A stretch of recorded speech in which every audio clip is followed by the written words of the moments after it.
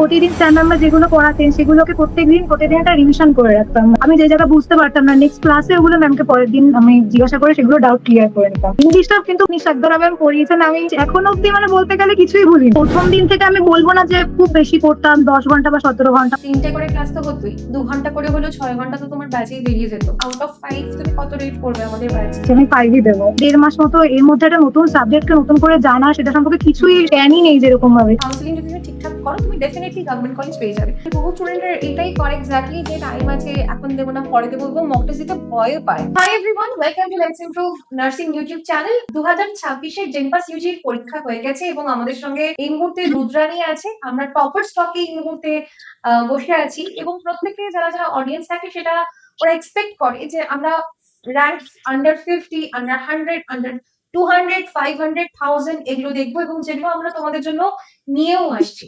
কিন্তু বহু স্টুডেন্টস আছে যারা মাঝামাঝি র্যাঙ্ক করে, যারা একটা মিডল পোর্শনে চলে আসে, তাদেরও কিন্তু একটা প্রিপারেশন স্ট্র্যাটেজি, তাদের স্ট্রাগল, আরো কি করলে র্যাঙ্ক একটু ভালো হতো এই সংক্রান্ত কিন্তু আমরা চাই ফোকাস করতে। And that's why we have Rudrani with us, Rudrani Dasgupta. Thank you so much for coming to let's improve topper stock Rudrani, and congratulations. তুমি জিএমআর এসছে রুদ্রাণীর 1796 আর তোমার মার্কস এসছে 54.833। হ্যাঁ ম্যাম। রুদ্রাণী তোমার কেমন লাগছে? ম্যাম খুবই ভালো লাগছে, মানে এতদিনের যে খাটনিটা সেটা অ্যাটলিস্ট সার্থক হয়েছে, তো সেটার জন্য খুবই ভালো লাগছে। মানে এটা বলে বোঝানো সম্ভব না। রুদ্রাণী তুমি কোথা থেকে বিলং করো, মানে তুমি কোথায় থাকো? আমি নর্থ 24 পিজিএস এর অশোকনগর থেকে বিলং করি। আর তুমি কোন স্কুলে পড়তে ক্লাস 11-12? ম্যাম আমাদের এখানে একটা স্কুল আছে, বাণীপীঠ বালিকা বিদ্যালয় বলে, ওখানেই পড়তাম অশোকনগরে। আচ্ছা, ওকে। তো এটা কি তোমার ফার্স্ট অ্যাটেম্প্ট ছিল না সেকেন্ড অ্যাটেম্প্ট ছিল? এটাই আমার ফার্স্ট অ্যাটেম্প্ট ছিল মানে জেন পাসের জন্য। ওকে, আর তুমি কবে তাহলে পাস করেছো এইচএস? ম্যাম এইচএস 2024 সালে পাস করেছি আমি। ওকে ওকে, ঠিক আছে। তুমি ড্রপ নিয়ে তাহলে এটা প্রিপারেশন নিয়েছো তাই তো? হ্যাঁ ম্যাম। আচ্ছা, তো তুমি তো আমাদের ব্যাচের স্টুডেন্ট রুদ্রাণী। হ্যাঁ ম্যাম, ব্যাচের স্টুডেন্ট, সবকটা ব্যাচই আমি ছিলাম। আচ্ছা, অ্যাভেঞ্জার্স, ড্রিম ব্যাচ, আরআইসি সবগুলোতেই তুমি ছিলে তাই তো? হ্যাঁ, মক টেস্টও আমি অ্যাটেম্প করেছি মক সব। টেস্টও তুমি দিয়েছো, হ্যাঁ এক্স্যাক্টলি। ম্যাম। তুমি কবে থেকে জয়েন করেছো? মানে তুমি অ্যাভেঞ্জার্স ব্যাচে ছিলে, তার মানে তুমি একটা ফুল ব্যাচে তুমি পড়াশোনা করেছো। তো তুমি মোটামুটি কবে থেকে জয়েন করেছিলে? ম্যাম আমি নভেম্বরের মিডিল থেকে স্টার্ট করেছিলাম। ওকে, হ্যাঁ। আর 2025-এ যেহেতু ওবিসি কেসের জন্য আমরা জানতেই পারছি যে ওটা অনেকটা হ্যাঁ হ্যাঁ মিডিলের থেকেই সব স্টার্ট হয়েছে। ইয়েস, হ্যাঁ। তো নভেম্বর, যারা যারা কনটেক্সট বুঝতে পারছো না, 2025-এ কিন্তু জেনপাস ইউজি পরীক্ষা অনেকটা পিছনে, মানে অক্টোবরে হয়েছিল, অনেক পিছিয়ে হয়েছিল। তো হ্যাঁ। ক্লাসেসও শুরু হতে বা স্টুডেন্টরা সেখান থেকে বেরোতে হতেও কিন্তু নভেম্বরের মতন হয়েই গেছিল। তো নভেম্বর মানে ও একদম, তাহলে তুমি স্টার্টিং থেকেই তার মানে ছিলে বলতে গেলে। মোটামুটি স্টার্টিং থেকেই বলা যায় ওটা। হ্যাঁ, এবং সেক্ষেত্রে তুমি ফুল ইয়ার কোর্সও করেছো, তুমি সারা বছর পড়েছো। তো তুমি হ্যাঁ ম্যাম। লেটস ইমপ্রুভ এর ব্যাচে ছিলে, Avengers batch, dream batch, RIC. তো সেখানে তুমি লেটস ইমপ্রুভ এর তুমি কোথা থেকে তুমি জানতে পারলে লেটস ইমপ্রুভ এর ব্যাচের কথা? প্রথম আমি জানতে পেরেছিলাম ইউটিউব থেকে, শান স্যার একটা ভিডিও আমার সামনে এসেছিল তখন, ওই কাউন্সিলিং সংক্রান্ত বা এরকম, তখন আমি ওখান থেকেই লিসনিং গ্রুপ চ্যানেলটা সম্পর্কে জানতে পেরেছি। আচ্ছা, ওকে ওকে। তো তুমি রুদ্রাণী আমাকে বলো, তোমার প্রিপারেশন তার মানে তুমি 1 বছরই করেছো জেনপাস ইউজি, মানে তুমি 1 বছরই তাহলে প্রিপারেশনের টাইম পেয়েছো জেনপাস ইউজি তাই তো? পুরোপুরি 1 বছরও না, মানে ওইরকমই অ্যাপ্রক্স পেয়েছি। হ্যাঁ, 1 বছরও না টেকনিক্যালি, ইয়েস।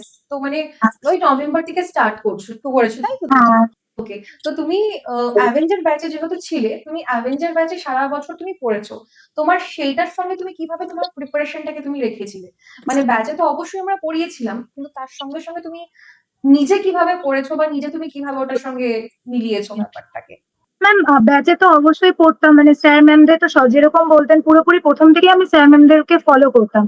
কিন্তু নিজেও তো কিছুটা করতে হয়, অনেকটাই করতে হয় নিজে।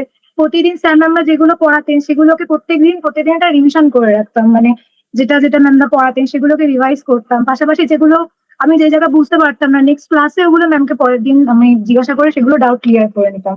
তারপর ব্যাচে তো আমাদের কোয়েশ্চেন প্র্যাকটিস করানো হতো, সেই কোয়েশ্চেন গুলো প্র্যাকটিস করা, যেগুলো ভুল হচ্ছে সেগুলোকে আবার দেখা, তো এভাবে তো করতাম নিজের অনেকটাই। আচ্ছা, আর তোমার পড়ার সময় কোনটা সবার থেকে চ্যালেঞ্জিং সাবজেক্ট মনে হতো যে এই সাবজেক্টটা খুবই আরো টাইম দিতে লাগবে? যেহেতু আমি 12 মানে 11-12 ফিজিক্স কেমিস্ট্রি বায়োলজি মানে পিসিএমবি ছিল, তো ফিজিক্স কেমিস্ট্রিটা বেসটা মোটামুটি জানা ছিল, খুব একটা সমস্যা হতো না।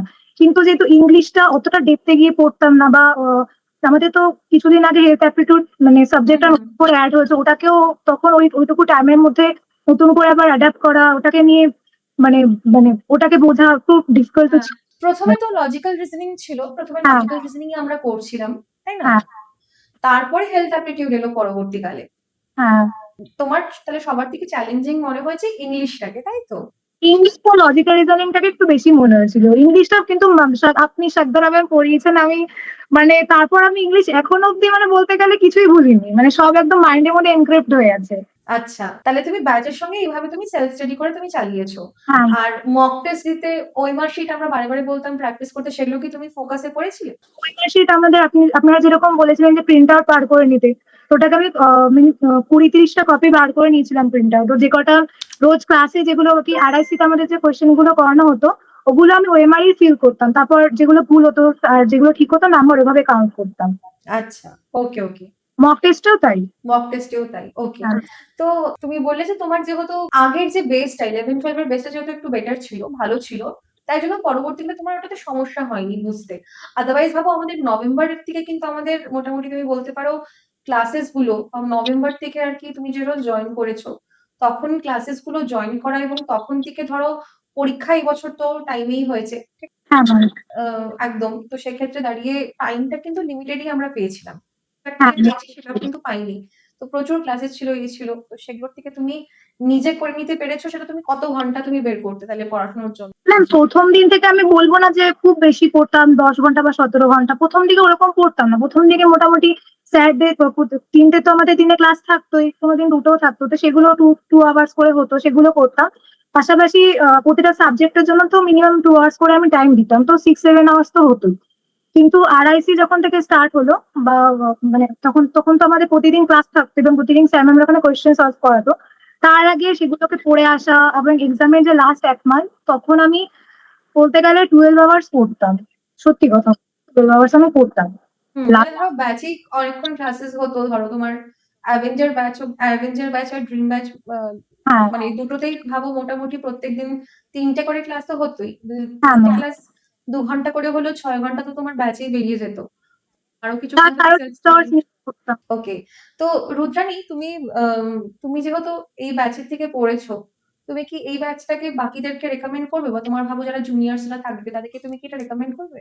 অবশ্যই ম্যাম রেকমেন্ড করবো, মানে আমি আমি যে আজকে যে জায়গায় আছি, যতটাই র্যাঙ্ক করেছি যা করেছি, সবটাই লেটস ইমপ্রুভের 90% অবদান, 10% হয়তো আমার আছে, কিন্তু 90% লেটস ইমপ্রুভেরই, কারণ অ্যাকচুয়ালি এরকম হয় না, ব্যাপারটা হচ্ছে যে টিচাররা আছে শুধু পড়ানোর জন্য, বাকিটা কিন্তু মানে স্টুডেন্টকে নিজেই করতে লাগে, নিজেই প্রিপেয়ার করতে লাগে, নিজেই ইয়ে করতে লাগে। তো that is very kind of you that you say this, but actually স্টুডেন্টের উপরে বহুত কিছু নির্ভর করে, তাই না? হ্যাঁ তো ম্যাম। সেটা তোমাকেও আর কি যায় ব্যাপারটা। অ্যান্ড তুমি আমাদের যেহেতু সব ব্যাচেই ছিলে, তুমি ব্যাচের পড়ানো গুলো, ব্যাচের ক্লাস গুলো বা ব্যাচের কোয়ালিটি তুমি দেখেছো, তো সেক্ষেত্রে তুমি আউট অফ 5 তুমি কত রেট করবে আমাদের batch? Out of 5 I will rate 5। আমি কোনো বাড়ি বলছি না, আমি যেটা আমার মনে আছে আমি সেটাই বলছি, আমি 5ই দেবো। ওকে। ধরো রুদ্রাণী, আমরা সারা বছর লজিক্যাল রিজনিং পড়ে কাটিয়েছি, যখন আমাদের হঠাৎ করে লাইক হেলথ অ্যাপটিটিউড চলে এসেছিল, তখন কি তুমি নার্ভাস হয়েছিলে? হ্যাঁ প্রথমে শুনে তো একটু শক হয়েছিলাম যে আর কতদিন বাকি এক্সামের, 1.5 মাস মতো, এর মধ্যে একটা নতুন সাবজেক্ট নতুন করে জানা, সেটা সম্পর্কে কিছুই জ্ঞানই নেই যেরকম ভাবে, সেটাকে কি করে করবো, কিন্তু লেটস ইমপ্রুভ প্রথম দিন থেকে পাশে ছিল, এবং সবকটা ক্লাসে যে আমাদের প্রথম দিন থেকে যে কটা সিলেবাস তো প্রথমে দেয়নি, পরে এসছে হ্যাঁ সিলেবাস, হ্যাঁ। তার আগে আমাদের স্যার ম্যামরা সিলেবাস বানিয়ে সেগুলোকে ধরে ধরে পড়ানো, পড়িয়েছেন, এবং তারপর সেগুলোকে প্রতিদিন প্র্যাকটিস করে রাখতাম, কারণ আর তো সময় ছিল না, যা করতে হতো একদিন দিনেই করতে হতো আমাদের, ওভাবেই করেছিলাম। ওকে। যারা অডিয়েন্সে এই মুহূর্তে দেখছো, ফার্স্ট অফ অল হচ্ছে আগের বছর স্টুডেন্টদের 2026-এ যারা যারা প্রিপারেশন করছিল, ফার্স্ট অফ অল তাদের একটা চ্যালেঞ্জিং ব্যাপার এটাই ছিল যে পরীক্ষা ওদের যেহেতু 25-এ ডিলে হয়েছিল, তাই জন্য ওদের যে পড়াগুলো মানে 2026-এর স্টুডেন্টদের যে পড়া এবং আমাদেরও যে পড়ানোটা স্টার্ট করা, সেটাও কিন্তু ডিলে করেই হয়েছিল। মানে 2025-এর মোটামুটি পরীক্ষার আগে অবধি সেপ্টেম্বর অক্টোবর পুরো কিন্তু আমরা ক্লাসেস দিয়েছিলাম এবং আমরা 25 নিয়েই ব্যস্ত ছিলাম। তো স্বাভাবিকভাবে 2026 যখন পরীক্ষার জন্য আমরা প্রিপারেশন স্টার্ট করি, সেটা অলরেডি ডিলেতে হয়েছিল, এবং ডিলে তো হয়েছিলই যে কিন্তু তারপরে আরেকটা যেটা সারপ্রাইজ চলে এসেছিল WBGE বোর্ডের থেকে, সেটা হচ্ছে হেলথ অ্যাপটিটিউড অ্যাড হওয়া। সেখানে প্রচুর স্টুডেন্ট ভাবো প্রথমে ঘাবড়েছে যারা ধরো নিটের প্রিপারেশন করছিল বা যারা ভাবো কনফিডেন্ট এনাফ ছিল বা যারা যারা ক্লাসেস ফলো করে নিতে পেরেছে তারা কিন্তু অনেকটা আর কি এগিয়ে গেছে। এবং 2026-এ যেহেতু প্রথম পরীক্ষা হয়েছে হেলথ অ্যাপটিটিউডের, তো সেক্ষেত্রে ওইটাও আর কি কম্পারেটিভলি প্রচন্ড ইজি এসছে। রুদ্রাণী, তোমার পেপার দেখে কিরকম মনে হয়েছে হেলথ অ্যাপটিটিউডের? এটা কিন্তু খুবই মানে সহজ এসেছিল, বাট আমি তোমার থেকে জানতে চাচ্ছি যে তোমার কিরকম লেগেছে। কিন্তু এবার আমার ভালোই লেগেছে, রুটি কোয়েশ্চেন আমি যেরকম পড়েছি সেই আন্দাজে আমার ভালোই মনে হয়েছে। আচ্ছা, আর বাদ বাকি সাবজেক্টের? বাদ বাকি সাবজেক্ট আমি বলবো ইংলিশে এবার একটু সিনোনিম অ্যান্টোনিম বেশি এসছে, যেটা লাস্ট কয়েক ইয়ার্স ধরে দেখা যায়নি, তো ওটা একটু মানে মনে হয়েছিল, কিন্তু তাও করেছিলাম। আর বায়োলজি ঠিকঠাক ছিল, কেমিস্ট্রিও মোটামুটি। ওকে, তাহলে আমরা প্রিপারেশনের কথা তো শুনলাম। রুদ্রাণী, একটা তোমাকে কথা বলবো, তুমি আমাকে বলো যে তুমি আজকে এই রেজাল্ট করেছো, তাই তো? তোমার জিএমআর 1796 এসছে এবং তুমি মার্কস 54 পেয়েছো, কিন্তু এটা ধরো তোমার একটা মাঝামাঝি মার্কস। অবশ্যই তুমি এই মার্কসে একটা গভর্নমেন্ট কলেজ ডেফিনেটলি তুমি পেয়ে যাবে, ঠিক আছে? কাউন্সিলিং যদি তুমি ঠিকঠাক করো তুমি ডেফিনেটলি গভর্নমেন্ট কলেজ পেয়ে যাবে। কিন্তু তোমাকে যদি আমি জিজ্ঞেস করি যে তুমি আজকে যেখানে দাঁড়িয়ে আছো, যে মার্কসে দাঁড়িয়ে আছো, সেটা তোমার যদি ভাবো, তোমাকে আমি কথার কথা বলছি যে তোমার যদি নেক্সট ইয়ার তোমাকে যদি প্রিপারেশন তুমি যদি করতে, নেক্সট ইয়ার তুমি যদি প্রিপেয়ার করতে জেন পাসের জন্য, তাহলে তুমি এমন 3টে জিনিস বলো যেটা তুমি আরো বেটার করতে বা যেগুলো তুমি আর একটু ভালো করে ফলো করতে, বা কি এমন 3টে জিনিস করতে যেটা তোমার র্যাঙ্ক আজকে এখান থেকে আরো এগিয়ে যেতে তোমাকে সাহায্য করবে। ম্যাম, প্রথমত আমি যেটা বলবো, আমি যেটা ভুল করেছি সেটা হলো আমি নেগেটিভ মার্কিং গেছে আমার ফিজিক্স এবং কেমিস্ট্রি দুটো সাবজেক্টে। মানে দুটো কয়েকটা অ্যান্সার মানে করেছি, বাট আমি জানতাম না যে সেগুলো ভুল হবে, কিন্তু আমার ভুল হয়েছে। তো সেটা তো প্রথমত আমার মিস্টেক হয়েছে। আমি সবাইকেই বলবো যে এই মিস্টেকটা অ্যাটলিস্ট না করতে, কারণ যেটা তুমি নাম্বার পেতে সেটার থেকে তোমার অনেকটা নাম্বার রিডাকশন হয়ে গেছে সেখানে নেগেটিভ মার্ক। তো এটাকে তো ডেফিনেটলি ঠিকঠাক নজরে রাখতে হবে। হুম। এদিকে আমি যেটা বলবো সেটা হলো ফিজিক্স এবং কেমিস্ট্রিটাকে না ভালো করে প্রিপেয়ার করতে। অনেকে বলে যে আমি শুনেছি যে শুধুমাত্র বায়োলজি, ইংলিশ আর হেলথ অ্যাপটিটিউড, এখন তো হেলথ অ্যাপটিটিউড এসছে, ওটা করলেই হয়ে যায়। কিন্তু আমি বলবো যে ফিজিক্স এবং কেমিস্ট্রিটাকেও ইকুয়ালি ইম্পর্টেন্স দিতে, কারণ ওটাও না অনেকটা র্যাঙ্কে তোমার এগিয়ে নিয়ে যেতে অনেকটা হেল্প করে। হ্যাঁ, এখানে আমিও একটু বলতে চাই স্টুডেন্টদেরকে, তোমাকে এক্সামে টিকিয়ে রাখার জন্য ডেফিনেটলি তোমাকে বায়োলজি, ইংলিশ এবং হেলথ অ্যাপটিটিউড সাহায্য করবে। তোমার ভাবো 25 marks biology, 20 English, 20 health aptitude, 40, তাহলে মোটামুটি 40, 56, 65 মার্কস তোমাকে কিন্তু সেখান থেকে তুমি স্কোর করতে পারবে যদি তুমি 65 পাচ্ছ। এবার স্বাভাবিকভাবে কিছু নেগেটিভ মার্কিং হবে বা তুমি যদি কিছু পারলে না, সেক্ষেত্রে দাঁড়িয়ে তুমি যদি ভালো র্যাঙ্ক করতে চাও, তাহলে তোমার ফিজিক্স কেমিস্ট্রি তোমাকে র্যাঙ্ক করতে হেল্প করবে। তোমাকে এক্সামে টিকিয়ে রাখার জন্য এই 3টে সাবজেক্ট আছে, কিন্তু তুমি যদি ভালো র্যাঙ্ক করতে চাও, স্ট্যান্ড আউট করতে চাও, তোমার র্যাঙ্ক আরো বেটার হতে পারতো। তো হ্যাঁ, যেটা তুমি বললে ফিজিক্স কেমিস্ট্রি তোমার যদি একটু বেটার করে তুমি যদি করতে পারতে। তো যারা যারা এই মুহূর্তে পডকাস্ট দেখছো, তোমরা যারা যারা এই পার্টিকুলার পডকাস্ট দেখছো, তুমি সেখান থেকে কিন্তু এটা অবশ্যই এটা মাথায় রেখো এবং সেইভাবে নিজের প্রিপারেশনটা করো। ফিজিক্স কেমিস্ট্রি কিছু স্টুডেন্টের মনে হয় যে না এটা টাফ সাবজেক্ট, কিন্তু হ্যাঁ তোমাকে করতে হবে। তুমি 11-12-এ পড়েছো, তুমি অলরেডি অনেকটা পড়েছো, তুমি জানো। তোমাকে এবার কম্পিটিটিভ পরীক্ষার জন্য পড়তে হবে, সেই মতন পড়তে হবে। হ্যাঁ, সেটার জন্য আমাদের ইউটিউবে কিছু ক্লাসেস আছে, আমাদের ব্যাচেস আছে, যেরকম অ্যাভেঞ্জার্স ব্যাচ এখন চলে এসেছে, তোমরা জানো হয়তো।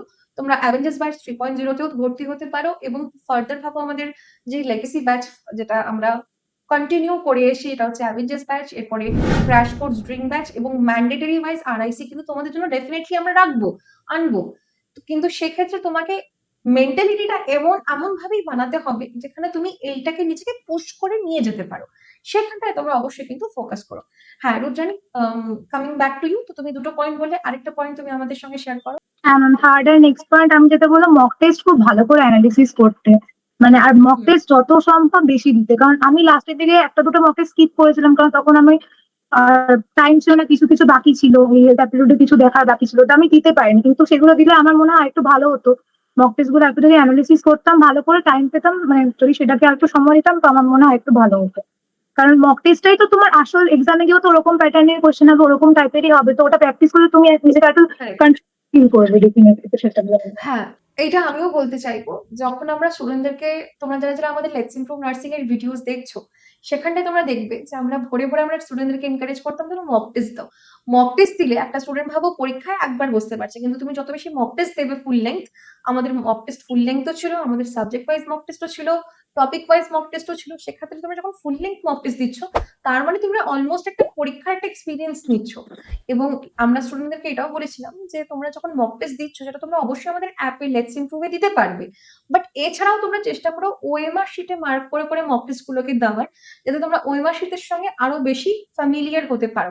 তো যারা যারা এই মুহূর্তে প্রিপারেশনের জন্য ভাবছো, দেখছো, স্টার্ট করে দিয়েছো, অবশ্যই কিন্তু মক টেস্টটাকেও কনসিডারেশনে আনবে। এবং সবার থেকে বড় কথা, অ্যাটেম্প্ট তো করবে মক টেস্ট, কিন্তু তার থেকেও ইম্পর্টেন্ট হচ্ছে অ্যানালিসিস করা, যেটা আমরা স্টুডেন্টদেরকে সবসময় কিন্তু এনকারেজ করে গেছি। তো তুমি সেটাও করতে রুদ্রানী, তাই তো? হ্যাঁ ম্যাম। আচ্ছা, এবার রুদ্রানী তোমার সঙ্গে আমরা অনেক কথাই বললাম, কিন্তু এবার আমরা অন্য সেকশনে যাব, যেটা আমাদের টপার স্টকে প্রত্যেকবার আমরা আমাদের টপার্সদের সাথে খেলে এসেছি, that is rapid fire round. এবং আমরা তোমার সঙ্গে সেটা খেলবো। জাস্ট ইন সিম্পল ওয়ার্ডস তুমি আমাকে ডিরেক্টলি অ্যান্সারটা বলবে, এক্সপ্লেনেশনস এর এই মুহূর্তে কোনো দরকার নেই, ঠিক আছে? রেডি? হ্যাঁ ready. Okay, let's play. Movie or books? Movie. Night study or day time study? Night study. Night study. PDFs or handwritten notes? PDFs. Tea or coffee? Coffee definitely. Early bird or night owl? I am a night owl. Group study or solo study? I prefer solo study, আমি solo study করতাম। Live classes or recorded classes? Live classes. তুমি তো ব্যাচও live ক্লাসেসই হ্যাঁ, করছো। Live classes must. Must. Okay, thank you so much Rudrani. আমাদের rapid fire round এখানেই শেষ হচ্ছে। এবং যেই তিনটে পয়েন্ট রুদ্রানী বলেছে, সেই তিনটে পয়েন্ট কিন্তু অবশ্যই তোমরা মাথায় রেখে করো। লাস্ট রুদ্রানী, আমরা পডকাস্ট শেষ করার আগে তোমার থেকে জানতে চাইবো, তুমি দুটো এমন টিপস দাও 2027 স্টুডেন্ট যারা এই মুহূর্তে প্রিপেয়ার করছে বা যারা স্টার্ট করছে, ধরো তাদেরকে তুমি এমন দুটো টিপস দাও যেটা ডেফিনেটলি তাদের করা উচিত হবে না, ডেফিনেটলি যাতে ওরা না করে ওদের প্রিপারেশনের। ম্যাম, আমি আপনি যেটা বললেন সেটার প্রথমেই বলবো, সেটা হলো স্যার ম্যামদের কথা কোনোভাবেই ইগনোর করা যাবে না। মানে স্যার ম্যামরা যেটা বলছে ওটাকেই পুরো প্রথম দিন থেকে ফলো করে আসতে হবে। তুমি যদি ইগনোর করো তাহলে কিন্তু আমি বলবো যে সেটা তোমার জন্য ভালো হবে না। তুমি প্রথম দিন থেকেই আমি বলবো স্যার ম্যামদের কথা ইগনোর না করতে। আর সেকেন্ডলি আমি বলবো যে মক টেস্টটা, যে তুমি ভাবছো, অনেকে ভাবে যে মক টেস্ট দেবো পরেও দেওয়া যাবে, কিন্তু সেটা একদম করা যাবে না। মক টেস্ট প্রথম দিন থেকেই দিয়ে আসতে হবে। তুমি যেই সাবজেক্টটা, যেই চ্যাপ্টারটা পড়ানো হচ্ছে সেটা সেটা তুমি পড়ো, দেন তুমি মক টেস্ট অ্যাটেম্প করো। কিন্তু ভাবলে যে মক টেস্ট দেবো না, সেটা কিন্তু করা যাবে না। এক্স্যাক্টলি, বহু স্টুডেন্টের এটাই করে এক্স্যাক্টলি, যে টাইম আছে, এখন দেবো না পরে দেবো, এবং মক টেস্ট দিতে ভয় পায়, তার জন্য মক টেস্ট দেয় না তারা। সেটা যে একদমই যাতে না করে তারা, মানে এটা তোমরা অবশ্যই কিন্তু কথাটাকে একদম মার্ক করে নাও। বিকজ এই যে তুমি ভয় পাচ্ছ, ভয়টা তুমি হয়তো মক টেস্টে পাচ্ছ, এই ভয়টা তোমার পরবর্তীকালে পরীক্ষার ক্ষেত্রেও কাজে করবে। সেটা যাতে না হয় এবং সেটা যাতে তোমরা ওভারকাম করতে পারো, তার জন্য কিন্তু মক টেস্ট গুলো রাখা। এবং যারা যারা মক টেস্ট দিতে চাও, তোমরা লেটস ইমপ্রুভে অলরেডি আমাদের মক টেস্ট আছে, তোমরা সেখান থেকে দিতে পারো।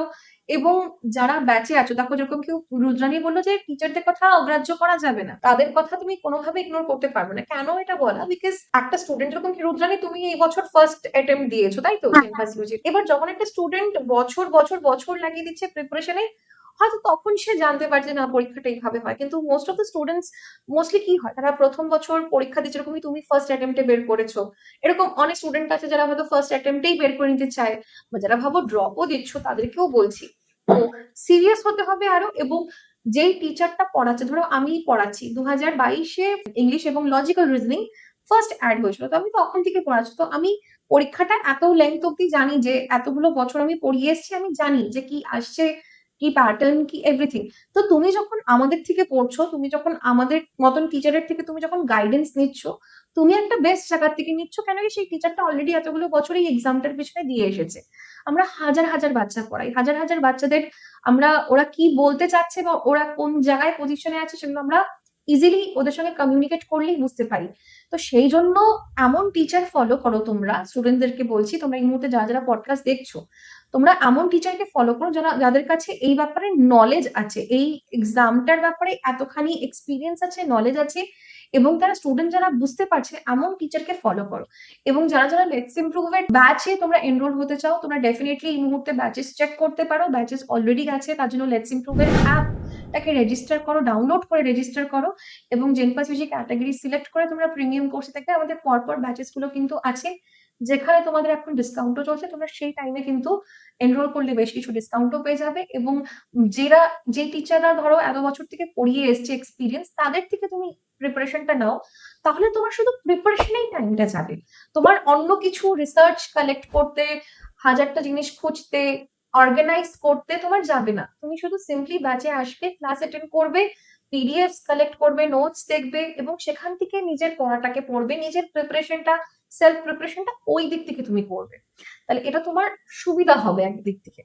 Thank you so much Rudrani আমাদের টপ স্টকে আসার জন্য। এবং আমি থ্যাংক ইউ। চাইবো তোমার যে কলেজ তুমি চাইছো একদম হয়তো টপ কলেজ হবে না, কেন কি তোমার র্যাঙ্কটা ওরকম এসছে 1796 এর মাঝামাঝি একটা র্যাঙ্ক, কিন্তু অবশ্যই তুমি একটা গভর্নমেন্ট কলেজ পেয়ে যাবে। ঠিকঠাক কাউন্সিলিং এ পার্টিসিপেট করো এবং পরবর্তীকালেও রুদ্রানী তুমি যখন একটা গভর্নমেন্ট কলেজে চলে যাচ্ছ, তুমি নিশ্চয়ই জানো, তুমি আমাদের ব্যাচে ছিলে, আমরা কিন্তু মেন্টরশিপ প্রোভাইড করতাম, যেখানে আমাদের স্টুডেন্টরা যারা লেটস ইমপ্রুভ থেকে পড়েছে, সেই স্টুডেন্টরা যারা এখন গভর্নমেন্ট কলেজে আছে, তাদের থেকে কিন্তু আমরা ফার্দার যে স্টুডেন্টরা আসে তাদের থেকে কিন্তু মেন্টরশিপ হ্যাঁ, আমাদের করেছি। প্রতিটা ব্যাচে এরকম জিমিটে হতো, সেখানে দিদিরা আসতো, কথা বলতো, ওরা Yes. আমাদের খুব গাইড করেছে। এক্স্যাক্টলি। তো সেটা আমি চাইবো যে তুমিও যখন পরবর্তীকালে যাও গভর্নমেন্ট কলেজে, তুমি সেখানে দেখো, বোঝো ব্যাপারগুলো এবং আমাদের যে কামিং যে স্টুডেন্টসরা আছে, অ্যাসপিরেন্টসরা আছে, তাদেরকে যাতে তুমি হেল্প করতে পারো, গাইড করতে পারো। ঠিক? হ্যাঁ ma'am. Okay, thank you so much and congratulations once again to you, your family. Definitely তুমি একটা ভালো কলেজ পেয়ে যাবে এন্ড স্টে ইন টাচ, কন্ট্যাক্টে থেকো and thank you so much.